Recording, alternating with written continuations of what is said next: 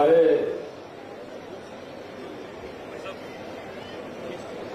प्रदेश के पहले उप मुख्यमंत्री हमारे भाई सम्मानित श्री मुकेश अग्निहोत्री जी,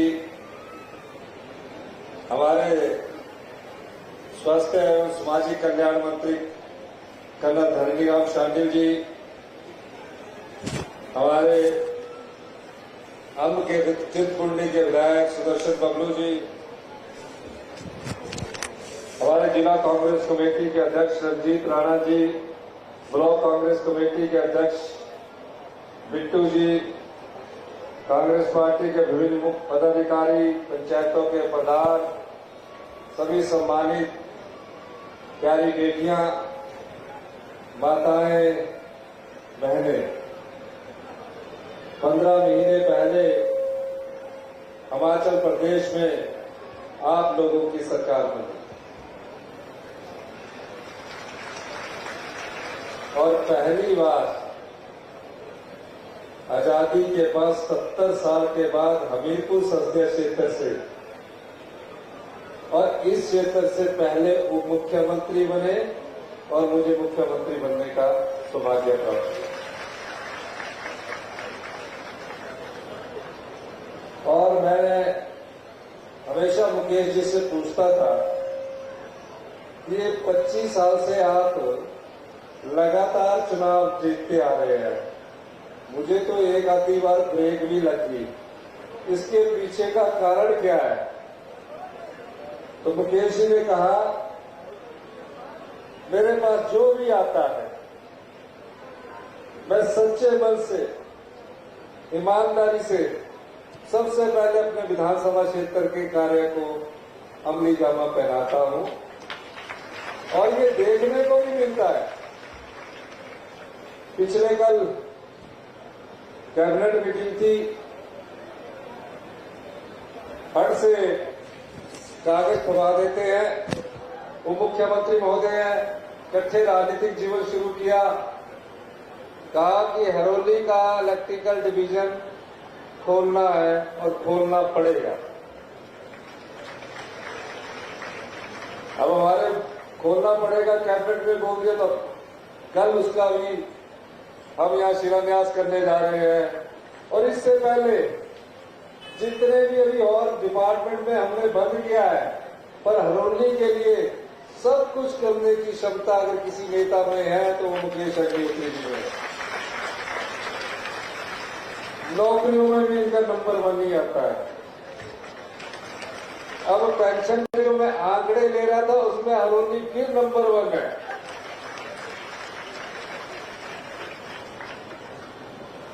अब बात 15 महीने पहले हमारी सरकार ने आपसे वादा किया। मैंने बार बार कहा कि हम राजनीति में झूठ नहीं बोलते। आप जैसे परिवार से निकल कर आकर मैं खुद मुख्यमंत्री बना, मैं दर्द भी जानता हूं, एक साधारण परिवार का भावना भी जानता हूं। भारतीय जनता पार्टी वाले लोकसभा के इलेक्शन में बोल रहे हैं चुनाव के बाद कुछ नहीं होगा, कुछ नहीं करेगी, कोई 1500 नहीं मिलेंगे। मैंने उस दिन भी कहा कि मैं चुनाव को देखकर राजनीति नहीं करता। पहली कैबिनेट बनी, मैं और मुकेश अग्निहोत्री जी, इतिहास में सिर्फ 2 आदमी 1 महीने तक 2 ही आदमी रहे, मंत्रिमंडल का विस्तार नहीं हुआ, मैं और उप मुख्यमंत्री महोदय। दोनों ने जब हमने अधिकारियों की बैठक ली तो प्रदेश की आर्थिक स्थिति इतनी ज्यादा बर्बाद करके भारतीय जनता पार्टी सत्ता छोड़कर गई कि आप पर 75,000 करोड़ रुपए का कर्जा और सरकारी कर्मचारी और अधिकारियों पर 6 पे कमीशन के 10,000 रुपए हमारे पास चढ़े हुए थे। मेरी बात हुई, रात के 2-2 बजे तक हम काम करते हैं। इस प्रदेश की अर्थव्यवस्था को हमने सुधारना है। धीरे धीरे अर्थव्यवस्था में सुधार हुआ। 1 महीने बाद मंत्रिमंडल बना और हमने मंत्रिमंडल में पहली कैबिनेट में 1,36,000 सरकारी कर्मचारियों को पेंशन दी, सामाजिक सुरक्षा उन्हें मुहैया करवाई। और अभी 15 मिनट बाद, अभी मेरे भाषण को 15 मिनट लगेंगे, 15 मिनट बाद अभी मुकेश जी बटन दबाएंगे और आपके अकाउंट में जब तक आप गाड़ी में बैठकर घर जा रहे होंगे मैसेज आ जाएगा कि 4500 रुपये आपके अकाउंट में पड़ेगा।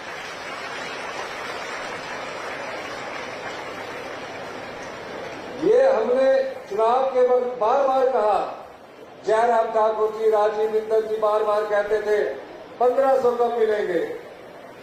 प्रधानमंत्री मोदी जी तो सिर्फ 6000 रुपया देते हैं 3 किश्तों में। हम एक साल में 18,000 रुपया अपनी बहनों को देने जा रहे हैं। जो बेटी 18 साल की उम्र पार कर चुकी होगी, जब तक उसके शरीर में अंतिम सांस रहेगा, हमारी सरकार उसको हर महीने 1500 देगी, साल का 18,000 रुपया देगी।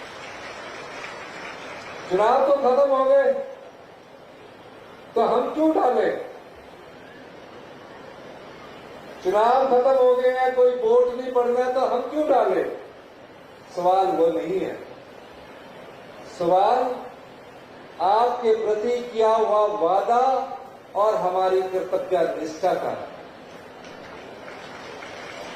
और ये पैसा हमने भ्रष्टाचार के चोर दरवाजे बंद कर आपके लिए रखा है। जयराम ठाकुर जी के समय पिछले 5 साल में पिछले दरवाजे से आपकी संपदा को लुटा दिया गया, कोई गौर नहीं की गई। दर्द होता है हम हिमाचलियों को, जो जनता का हक है वो भ्रष्टाचारियों के हाथ में जा रहा था। हमने उस पर लगाम लगाई और आपको 1500 रुपए की सौगात उसमें से देने का हमारा वादा आज पूरा होने जा रहा है। यही नहीं, 2000 करोड़ रुपया मुकेश अग्निहोत्री जी ने भी कैबिनेट से अप्रूव करवाया। साथी मंत्री कहने लगे कि सारा बजट हरोली को ही ले जाना है। सारे बजट की योजनाएं हरोली को ले जाने के लिए इन्होंने 2000 करोड़ रुपया का अभी मैं कल शिलान्यास करने आ रहा हूं। अर्थव्यवस्था को मजबूत कर रही है। शिक्षा संस्थानों का ऐसा हाल कि 5वीं का बच्चा दूसरी की किताब नहीं पढ़ सकता। हम लोग भी टाट के स्कूल में बैठते थे, उसमें टाट मिलते थे, 8वीं में मिलते थे जाके बैच, ये 1वीं से लेकर टाट।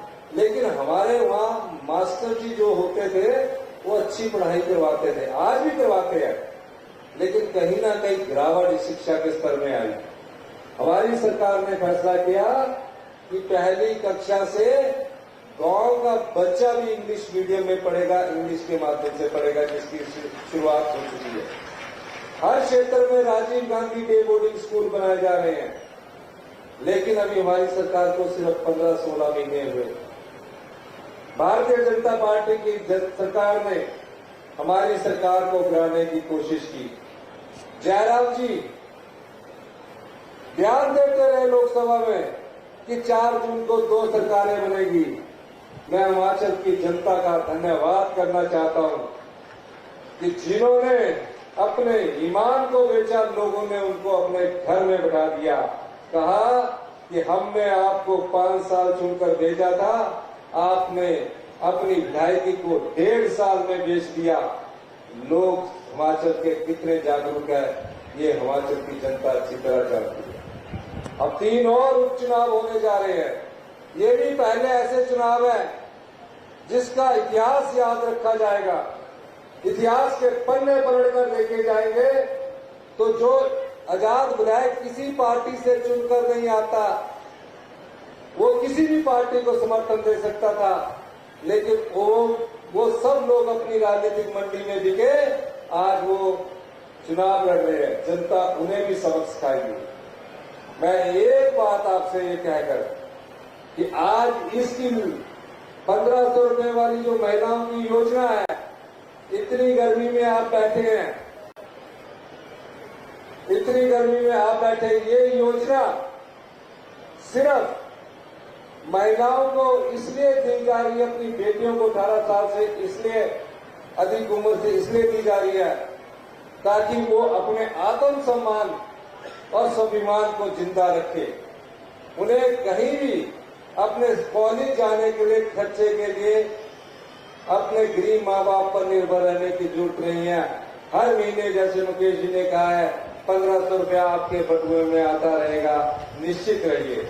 इन्हीं शब्दों के साथ मैं एक बार फिर से मुकेश जी का, कर्नल धनीराम शांडिल जी का जो इस योजना के मुख्य सूत्रधार है का धन्यवाद करना चाहूंगा। और मैं ये भी चाहूंगा कि 11 बजे से आप लोग बैठे हैं कि नहीं बैठे हैं? हाथ खड़ा करें जो 11 बजे पहुंच गए थे। ये खड़ा है, तू बड़ी वाली है। 11 बजे से आप लोग बैठे हैं। मैं माननीय अपने मुख्यमंत्री महोदय का भी धन्यवाद करना चाहूंगा कि कई जगह हमें इनसे सुझाव भी लेने पड़ते हैं, एडवाइस भी लेनी पड़ती है सरकार चलाने के लिए। कई कमेटियों के लिए हमारे चेयरमैन है, जो हम कमेटी बनाते हैं उसके बाद जो सुझाव होते हैं उनको अमली जामा बनाते हैं। उसमें एक सुझाव हमारा महिला सम्मान निधि का भी था और आज हम उसमें सफल हुए हैं। इससे ज्यादा खुशी हमें और क्या होगी कि आज 18 साल से ऊपर की बेटी के लेकर जिंदगी भर अंतिम साल तक हम उनको 1500 रुपया अभी के हिसाब से देने जा रहे हैं। आगे जैसे जैसे हिमाचल प्रदेश आत्मनिर्भर होता जाएगा ये दर आने वाले समय में बढ़ती जाएगी, पर आगे आत्मनिर्भर होना पड़ेगा। इन्हीं शब्दों के साथ आपका बहुत बहुत धन्यवाद। जय हिंद, जय भारत।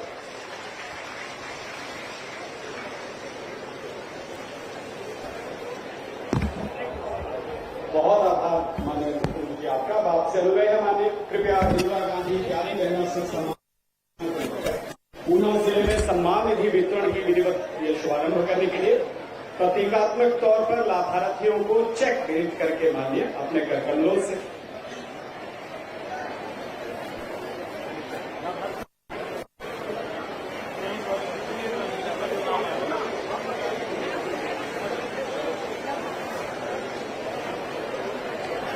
आप सबकी तालियां मंच तक आती रहे। जो कहा वो कर दिखाया है। हम सब हृदय से माननीय मुख्यमंत्री जी हृदय से आभारी हैं आपके।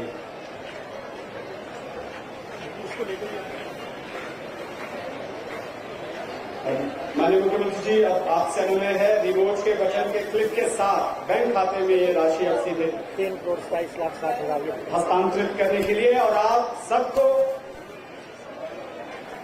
ये बहुत बधाई।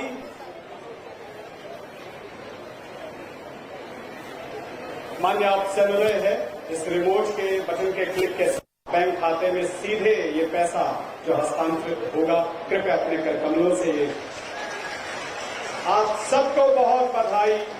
पहले चरण में ऊना जिले में 7,280 लाभार्थियों को 3,22,60,000 रुपए खाते में गया है। अगले 15 मिनट के बीच में आप सब के खाते में 45,000 रुपए आ जाएंगे। यहाँ से बटन दब चुका है और जब तक आप 50 से बाहर नहीं जाएंगे तब तक आप सबके खाता नंबर हमारे पास है। सबके खाते में 45,000 रुपया डाल दिया गया है। आप सबका बहुत बहुत आभार।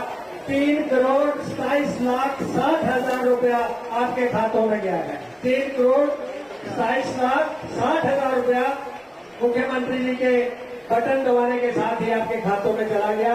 आपको बहुत बहुत शुभकामनाएं। एक बार तालियों के साथ माननीय मुख्यमंत्री जी, माननीय उप मुख्यमंत्री